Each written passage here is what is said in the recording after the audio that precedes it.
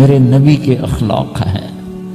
کانٹے بچھانے والی نے 4 دن آنا چھوڑ دیا، بیمار ہو گئی تھی، تو آپ نے کہا کیا بات ہے، وہ ہمارے راستے میں اب کانٹے کوئی نہیں ہیں؟ کہا یہ وہ بیمار پڑی ہے جو کانٹے بچھاتے تھے۔ تو آپ اس کے گھر چلے گئے، ماں جی خیریت تو ہے، آپ ٹھیک تو ہیں؟ کہا بیٹا مجھے کلمہ پڑھا دے، بس تیرے اخلاق نے مجھے فتح کر لیا ہے۔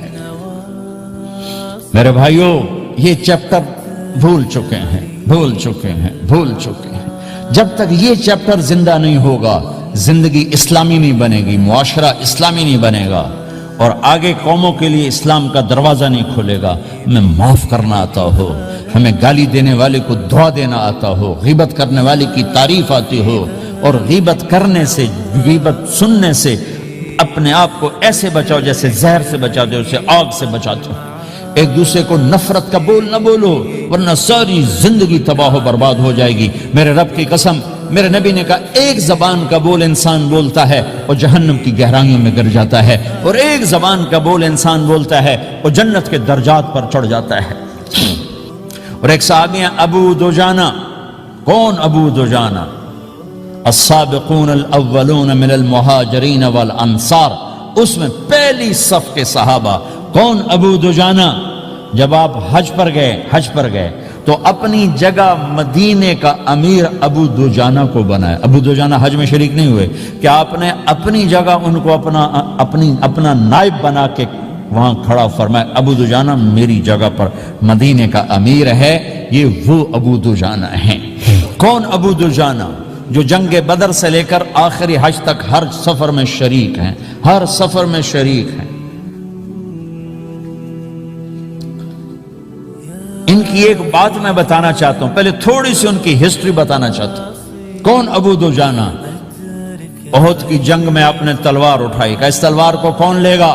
کئی صحابہ کھڑے ہو گئے۔ آپ نے کہا اس تلوار کا حق کون ادا کرے گا؟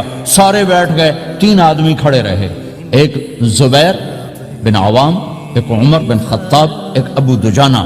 ان کا نام ہے سماک بن خرشنہ، سماک بن خرشنہ ان کا نام ابو دجانہ سے مشہور ہے۔ تو آپ نے تلوار نہ عمر کو دی، نہ زبیر کو دی، ابو دجانہ کو دی تھی۔ تو عمر رضی اللہ عنہ نے تو محسوس نہیں کیا، حضرت زبیر نے محسوس کیا کہ اس کو کیوں دی، مجھے کیوں نہیں دی؟ میں مہاجرین میں سے ہوں، میں پھوپھی کا بیٹا ہوں، میں اس سے دلیری میں کم نہیں ہوں۔ بلکہ حضرت زبیر کی دلیری کی تو دھاک تھی، جدھر سلوار چلتی تھی کاٹتی چلی جاتی تھی، کہنے لگا میں دیکھوں گا یہ کیا کرتا ہے۔ تو ابو دجانہ کے پیچھے پیچھے زبیر ہو لیے۔ تو ابو دجانہ نے جو حملہ کیا تو 3000 کا لشکر تھا، اس کو چیر کے پار نکل کے، پورے لشکر کو کاٹ کے پار نکل کے، اور آگے عورتیں کھڑی تھیں جو مکے کے لشکر کو تیار کر رہی تھیں۔ نحن بنات طارقی نمشی علی النمارقی مشی القتل بوارقی المسک فی المخالقی المسک فی المفارقی والدر فی المخالقی ان تقبلوا نعانقی وتدبروا نفارقی فراق غیر وامقی۔ یہ گانا گا رہی تھیں اور ان کو تیار کر رہی تھیں۔ تو جب ابو دجانہ کی تلوار نظر آئی تو سب بھاگی، ہندا پکڑی گئی۔ تو آپ نے یوں اپنی تلوار ہندا کے سر پر رکھی، انہوں نے چیخ ماری، تلوار ہٹا لی۔ تو زبیر پیچھے پیچھے کہ کیا کیا؟ جنگ میں اگر کوئی عورت حصہ لے اسے مارنا جائز ہے، ویسے جائز نہیں ہے، عورت کو، بچے کو، بوڑھے کو ہاتھ لگانا جائز نہیں ہے۔ تو انہوں نے کہا تلوار کیوں نہیں چلائی؟ کہا میرے محبوب کی تلوار ہے، عورت کے خون سے رنگین کر کے اس کی شان نہیں گھٹانا چاہتا، یہ میرے نبی کی تلوار۔ پھر واپس ہوئے، پھر اٹیک کیا اور پھر مجمع کو چیر دیا۔ سامنے ایک آدمی آ رہا تھا ہاتھی کی طرح، اتنا لمبا موٹا تازہ۔ تو زبیر کہنے لگے میرے جی میں آیا کبھی اس کی ٹکر ہونا، پھر میں دیکھوں ابو دجانہ کیا چیز ہے۔ تو اللہ کا کرنا ایسا ہوا، ابو دجانہ دونوں آمنے سامنے ہو گئے۔ تو وہ ایسے شاہ سوار تھے کہ دونوں طرف کے لشکر ذرا تھم گئے اور وہ دونوں بھڑ گئے۔ ابو دجانہ کے اپنے جوہر، اس پہلوان کے اپنے جوہر، غبار اٹھا، مٹی اٹھی، اور اس کی اپنی طاقت، ان کی اپنی طاقت، انہوں نے ابو دجانہ کو اس نے زخمی کر دیا۔ ابو دجانہ نے جو جوش میں آ کے ماری تلوار، اس کو لگی یہاں، تو اتنی طاقت سے لگی کہ اس کے نیچے اتر کر 2 ٹکڑوں میں تقسیم کر دی۔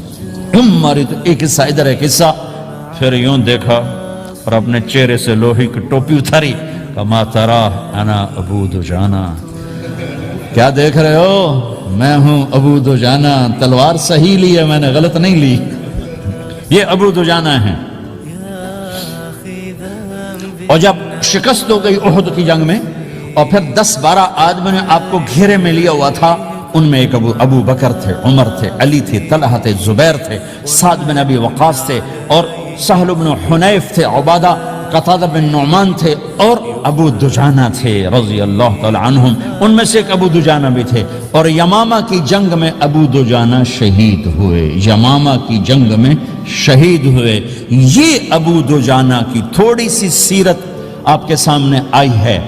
اس کے بعد اب آپ ان کے قول کو سنو تاکہ اس کا وزن آپ کے سامنے آئے. یہ بدر کے شریک ہیں. اللہ کے نبی نے کہا بدر کا صحابی جو مرضی کرے بخشا گیا.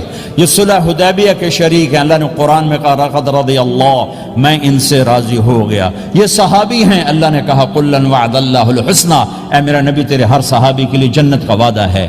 اور اب یہ کیا کہتے ہیں؟ یہ کیا کہتے ہیں لوگو؟ ان ارجع عملی عند، لوگو میرے پاس، ابو دجانہ میرے پاس بخشش کا سب سے بڑا عمل جانتے ہو کیا ہے؟ بدر نہیں، احد نہیں، حدیبیہ نہیں، خندق نہیں، خیبر نہیں، فتح مکہ نہیں، آخری حج نہیں. کیا ہے؟ کیا ہے لوگو؟